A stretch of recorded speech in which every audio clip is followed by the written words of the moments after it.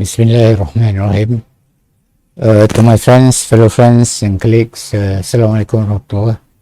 Welcome to my humble abode, and this is probably the second time this year that we're having this session,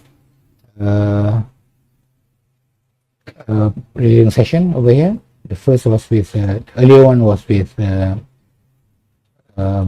Azam Tamimi, yeah, and Dr. Nadia Hashimi, yeah, before his point. I've known Prof. Claudia Derichs quite a few years back, yeah, just before COVID, right? Yeah. And we got acquainted, and I was supposed to go to Germany as well under her invitation, but it didn't happen because, yeah, I was unwell at that time. The thing that we're very happy to have her here. She's I think you have read her biography. I just say that she's director of the Institute of Asian and African Studies at Humboldt University, right, in Berlin, and chair of this Southeast Asian Studies, professor of transregional Southeast Asian Studies. Yeah, so I think Prof. Derichs has been doing a lot of research in this area, and it's time for us to hear about her research work, and especially in this time of how do I say, uncertainties with geopolitics and with Donald Trump, and and all kind of the what do you call, change from a unipolar world to a multipolar world, all these new things that are developing, and more important things is that you have to talk, I think, discuss with us about area studies where you specialize in. I think that's very important. I think without further ado, I would like to invite Prof. Claudia, Prof. Derichs, to deliver a talk. Thank you. Thank you so much, Dr. Farouk, and thank you everybody for having me. It's a great honor to be here, and I admit I didn't expect to be invited to this session after these two very prominent speakers that you had before in your house. I have prepared, of course, a little bit for this reading session, and I hope you could maybe also have a glimpse into the text that I have sent for preparation. Let me maybe start just to warm up by reflecting a little bit as a person coming from Germany, introducing you a little bit into the discourse in Germany. What do German policymakers, politically interested people, what do they understand when we say global geopolitics? Of course, we have norm contestation, we have a lot of shifts in the institutional architecture. We do not have this so-called rule-based international order anymore. We have a rise in very nationalist politics. The USA are a very prominent case in point. We have the erosion, as political scientists would say, the erosion of multilateralism.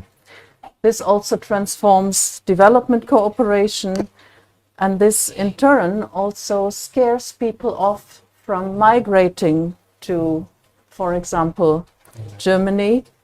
And this also leads to a decline in the support of the United Nations system, if not to a complete paralysis of the UN system.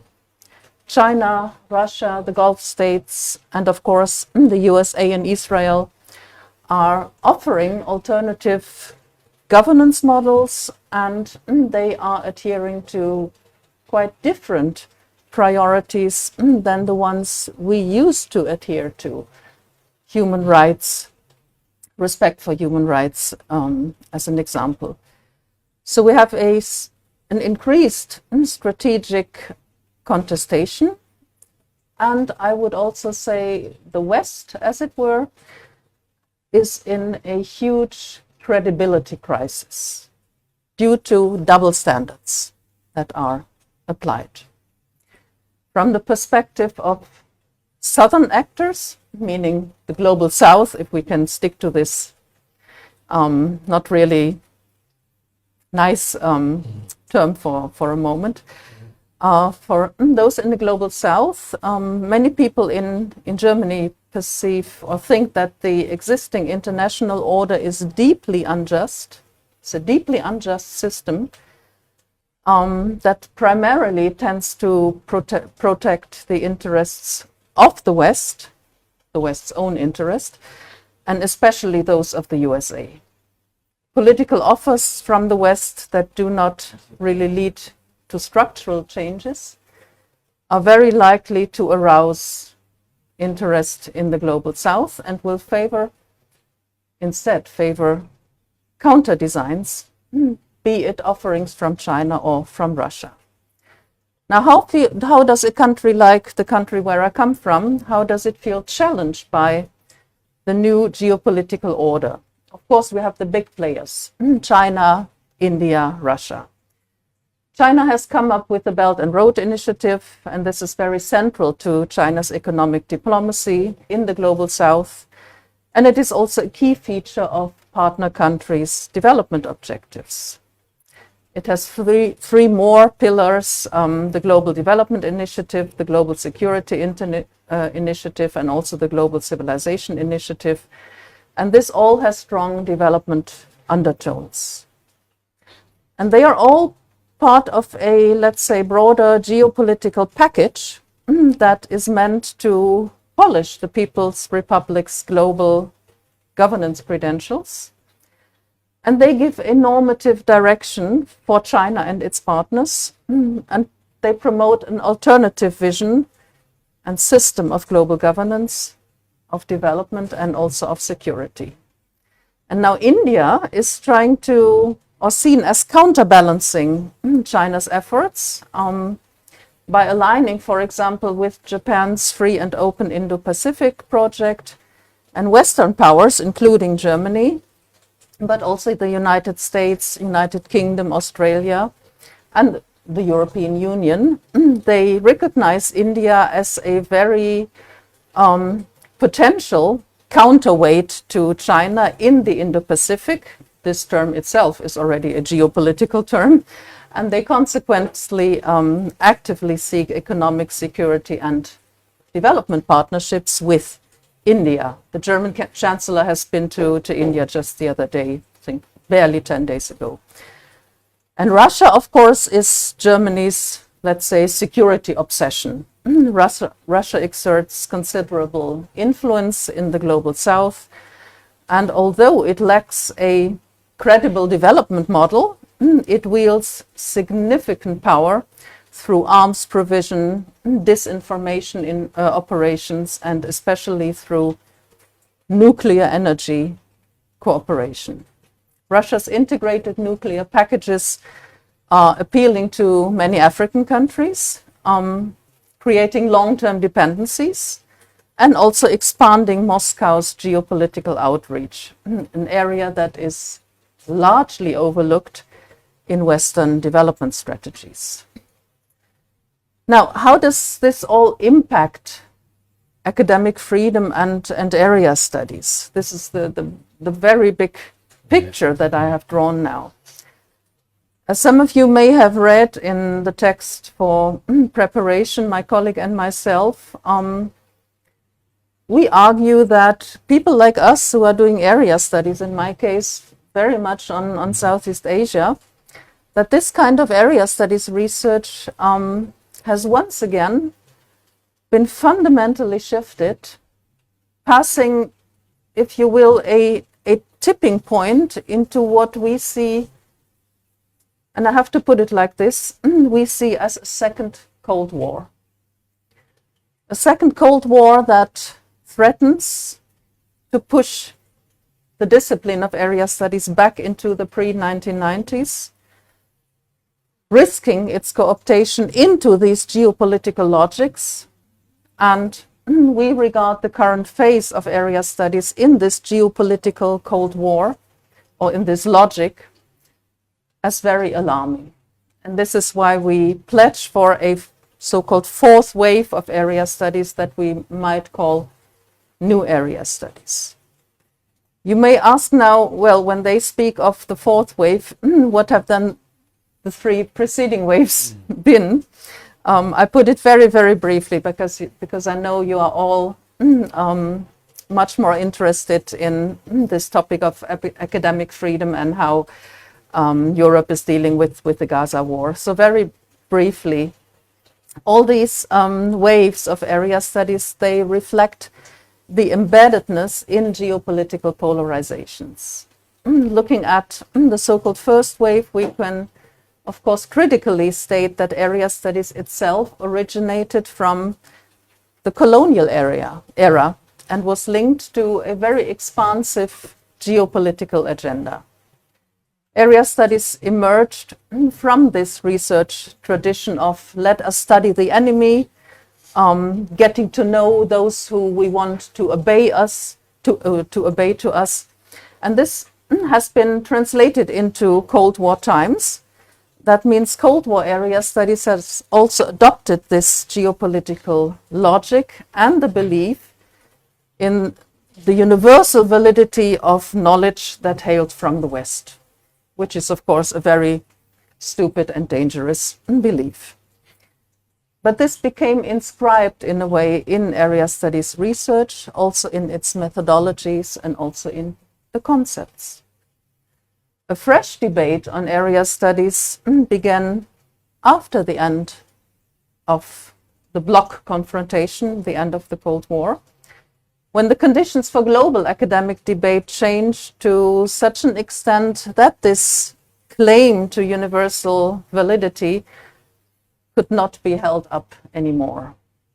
The geopolitical entanglements of area studies became visible and could then also be openly addressed. When the Cold War framework, as we could call it, when these conditions gave way to, in the first place, a very optimistic vision of globalization, area studies also diversified, which is kind of positive, but at the same time faced a real crisis of legitimacy. And this is first and foremost due to attacks from the social sciences. It became particularly attacked by the social sciences because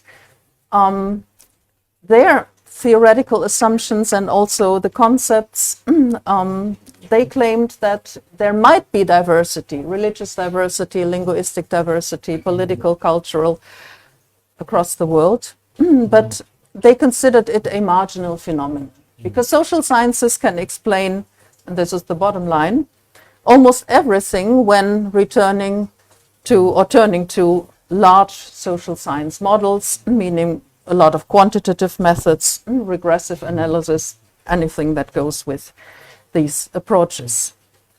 And it was therefore quite a struggle for area studies people to defend our discipline and to prove the importance of area studies research, including languages, cultural knowledge, etc.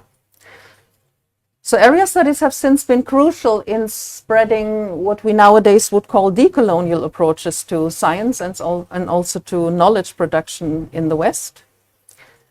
They are meant to amplify the voices of those who are not at ease with communicating in hegemonic languages such as English. As we do now today, you could as well accuse me of talking in English and not in Malay. But area studies also point to the importance and relevance of concepts that are not known in the West or in the global North. And they are the ones who take the principle, no research about you without you, very seriously. Not explaining the world by looking from the helicopter and judging people by just flying over them. No way. Now, two things happened that have brought area studies to face new challenges. And here we are now in the present, and we come to what probably interests you the most. On the one hand, this notion of decolonial has become pretty much appropriated and instrumentalized by powerful political actors in countries of the so-called Global South. And on the other hand, October 7, 2023, the Gaza war, and the subsequent developments in various countries of the West, including Germany, has made area studies scholars, has put them into a defensive position. We have to defend nowadays our academic freedom, and we have to preserve that freedom before it becomes once again politicized and hijacked in the way as it was during the Cold War or the bloc confrontation. And I will attend to this academic freedom issue in a couple of minutes into that challenge through the lens of my own work and by the example of Malaysia.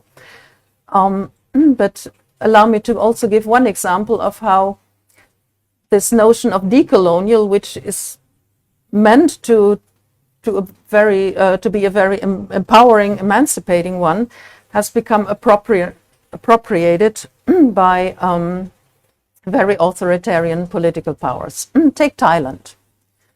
The Thai regime is a case in point. It has resisted the label of authoritarianism by asserting its own legitimacy through saying, this is not authoritarianism, this is democracy Thai style. And we all know that there are many people out there in Thailand who feel that there is anything else but a democratic system in place. And also China employs Confucianism for the legitimation of what they call Chinese-style democracy. And I think the poor Confucius has to serve to so many interests. If he was still alive, he would probably wonder what they do to him. And then we have political actors like the Turkish president, Recep Tayyip Erdogan. They have moved into invoking post-colonial critique to convene international conferences on Islamophobia, events that unite various authoritarian governments in a collective pushback against both Western and international blame. Now, add to this the geopolitical situation described in the beginning, and then you can grasp the bigger picture. This has now all dramatically impacted the foundational dimensions that previously enabled global academic exchange and critique. Most notably, freedom of mobility, core precondition for the internationalism of area studies.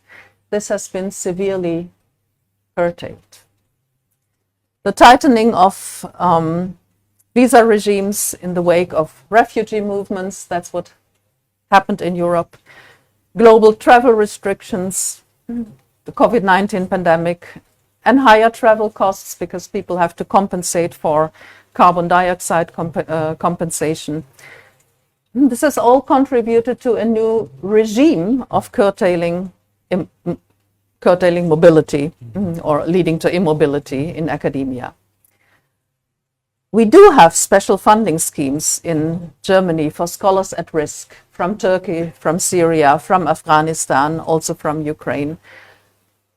This is true, but these schemes notwithstanding, the prevalent outcome is not only a slowing down South-North exchange, but also the emergence of new hierarchies and asymmetries in global knowledge production.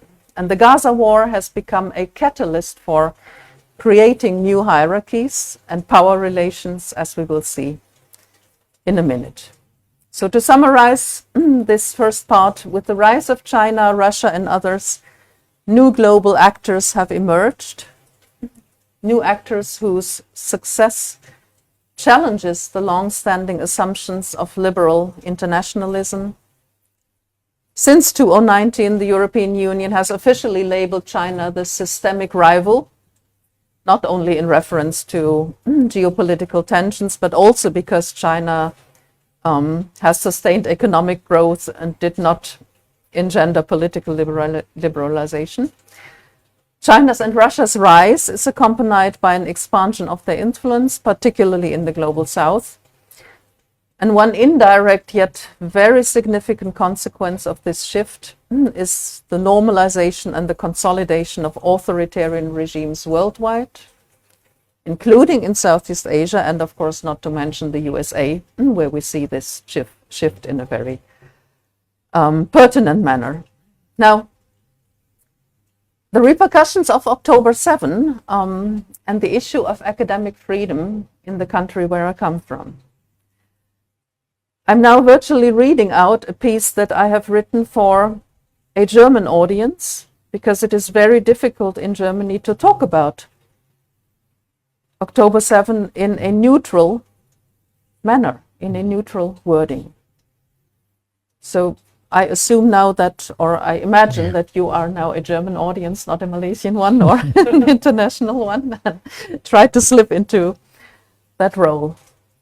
So as a scholar of Southeast Asian studies who began working in and on Malaysia and also Indonesia, when both countries were still considered semi-authoritarian regimes in the political science nomenclature, I would like to reflect on the repercussions of the Gaza war for my current and future work as an area studies scholar.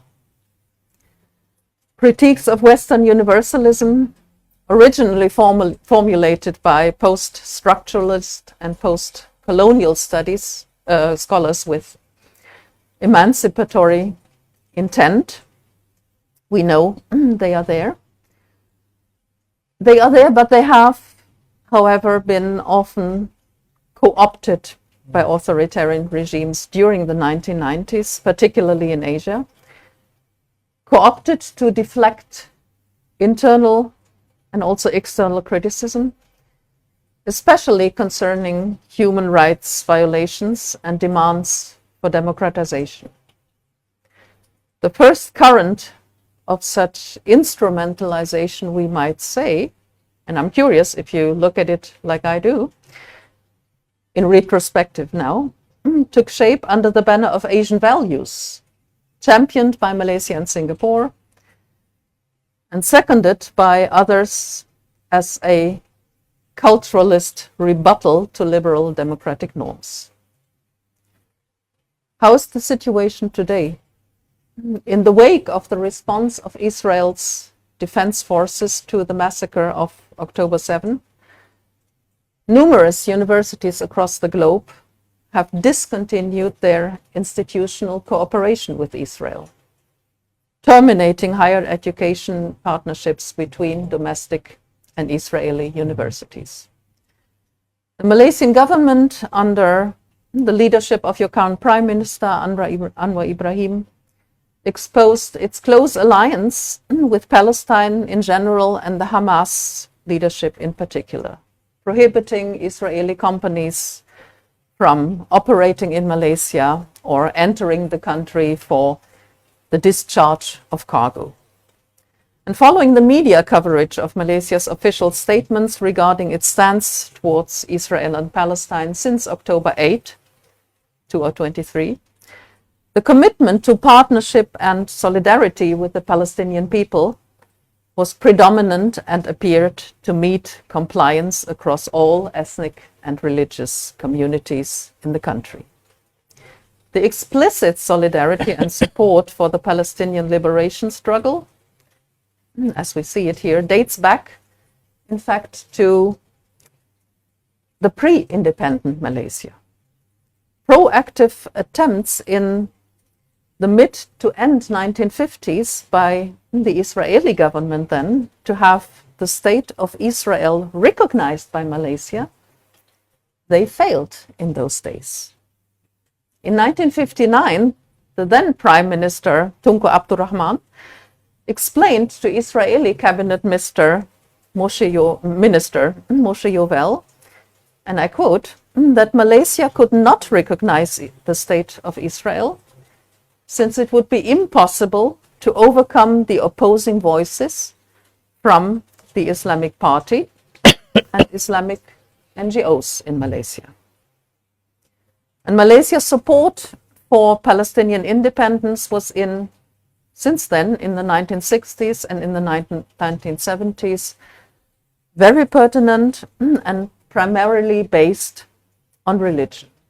But I would say it was also nurtured through a strong impact of third worldism, solidarity with the third world in this second half of the 20th century.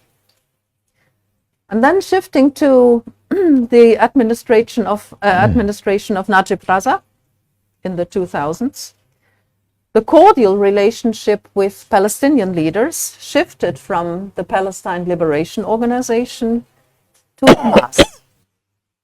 Anwar Ibrahim, now the prime minister since 2022, he met, as you all know, but you are Germans now, so you don't know, he met the late Hamas political leader Ismail Haniyeh in May 2024 in Qatar. And there he declared that Malaysia appreciates Hamas' willingness to free hostages, particularly women and children, and also to accept the peace plan by the Arab world, by the Organization of Islamic Cooperation, and the international community. And against the backdrop of Malaysia's explicit positioning in this Gaza war, it is very obvious that the terminology of official statements and media reports thereof aligns with the intended message.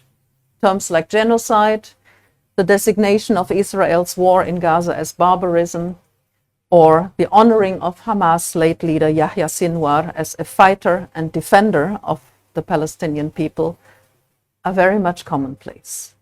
In Malaysia's view, the Israeli government embodies a Zionist regime that commits settler colonialism.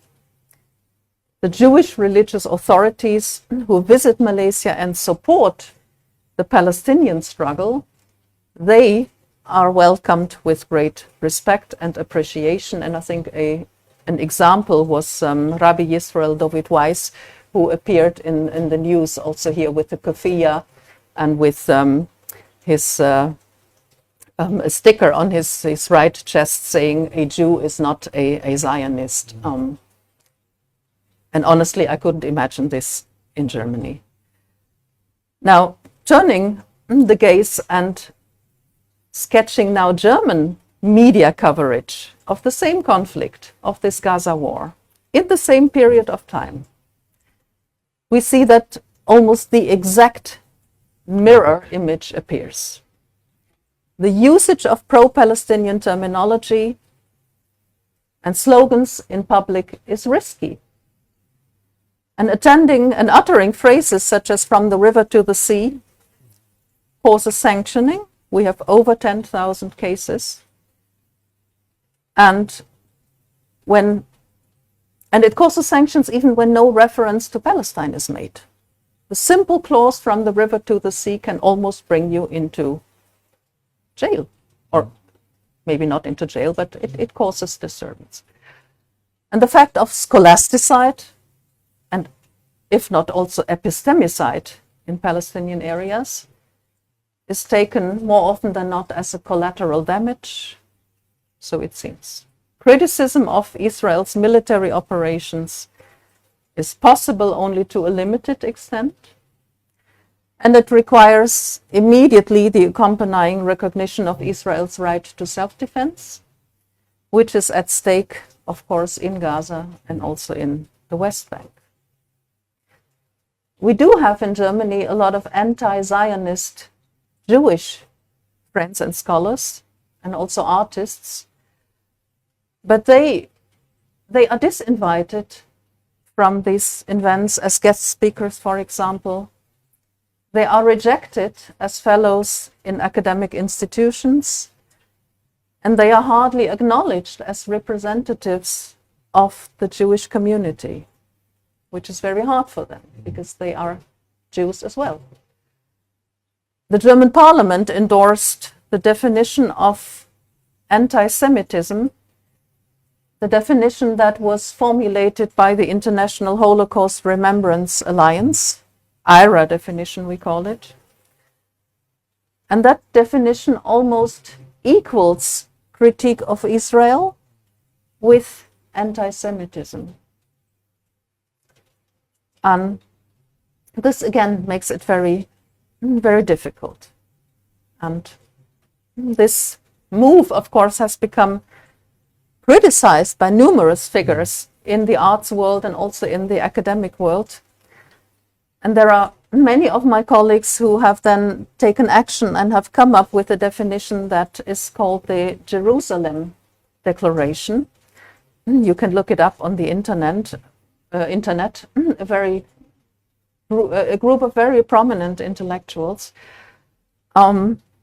This Jerusalem Declaration has been adopted also by several organizations in higher education, but until today, it does not resonate in the German parliament. The close relationship and the solidarity with Israel are, of course, based on Germany's legacy of the Holocaust and the government's declaration that responsibility for Israel's security is the reason of the state of Germany. And there is a particular term for it, Staatsräson in German, reason of state, we might translate it. And if you want me to, I can elaborate on that, because this is a very, very crucial term that is legally hard to grasp, but that is invoked and used all over to discourage pro-Palestinian activism. It is the central term for defining the relationship between Israel and Germany, and it has not been employed for the first time in 2005 by Chancellor Angela Merkel, but since then it has become an intensively used term. Now, when we look at these two scenarios, on the one hand, here in Malaysia, the very solidaric positioning towards Palestine, and on the other hand, in Germany, where solidarity almost exclusively goes for Israel, how do these juxtaposed positions now affect area studies people like me? As a scholar of Southeast Asian studies who used to work with trusted colleagues in the region, the roles have revolved. When Malaysian civil society actors engaged in advocacy work, for example, for free speech, for the right of assembly, and for other core elements of liberal democracy in the 1990s, in the 2000s, scholars like me in and from the West, we were strongly inclined to study these actors and also their modes of organization, and we would embrace them as welcome empirical cases for studying social movement in this country. I recall the Reformasi period, or the Hindraf movement, or of course Bersih. I remember all this. We were really clinging to them, saying, wow, yeah, these are such brave people. And in the early days of digitization here in this country, the mid to end 1990s, in those days brave media initiative, Malaysia Kini, then the only online daily covering news that did not make it into the mainstream media. That was a role model for the West, also for me, in studying the liberating impact of the internet. The internet was in those days often described as a subversive medium in the interest of the transition from authoritarianism to democracy. Western political scientists labeled Malaysia's political system as only half or quasi-democratic or pseudo-democratic. Bill Case did it, the political scientist. And they would put forward a number of reasons to classify Malaysia's democracy as defunct and its government as semi-authoritarian. And I remember very well the co-founder of Malaysia Kini, Stephen Gunn, who was a welcome guest on panels in all around Europe, in panels and round tables sponsored by funding organizations. And I remember one of his famous proverbs, he would say, well, in Malaysia you have freedom of speech, but no freedom after speech. I remember this so well. The sentence may become quoted nowadays by Western scholars like me, who are speaking on panels and roundtables here in this region when speaking about their home countries. Because we have the the reverse direction now. Authoritarianism is coming to countries in the West. It is now the scholars from Western democracies who can rely on their colleagues and on activists here in Southeast Asia in their effort to learn how to cope with an increasingly authoritarian political climate. The opportunity structures in today's Germany, for instance, they are highly unfavorable in several regards, but also towards scholarship on the Palestinian question. For area study scholars, this means foreign alliances for academic freedom across the globe has become a form of trying to liberate ourselves. And new area studies has put the study of academic freedom in Europe by and through scholars from Asia to practice now. Scholars here in Asia, they acknowledge the fact that human, civil, and also political rights are anywhere at stake. And I think it's time to face this geopolitical polarization, this trend towards authoritarianism, and to stand in for academic freedom and also for human rights as the guiding standard for solidarity. This very term Staatsräson, it drives our academic knowledge production in Germany. It is a securitization that is taking place and that leads us to self-censorship, to fear, and also to silence. We have anti-Semitism commissionaries in the universities, in bureaucracy, in the ministries, and we have lobby organizations and parts of the media that are forming the discursive field for discouraging public outrage and support for Palestinians. Critical thinking is replaced by loyalty, and indifference has become a socially normalized privilege. The Staatsräson mantra translates into funding schemes, not funding for Palestine studies, but for all sorts of projects that claim to research anti-Semitism, even when the reviews for proposals do not recommend the funding. And we see millions of euros flowing into these funding schemes.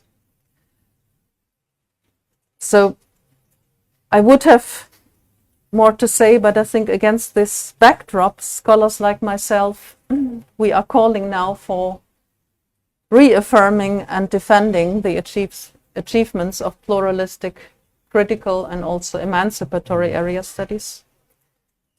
And we are crying out for the guarantee of academic freedom. Since the conditions under which the third wave of area studies unfolded in the 1990s, since these conditions have changed dramatically, we call for a new wave.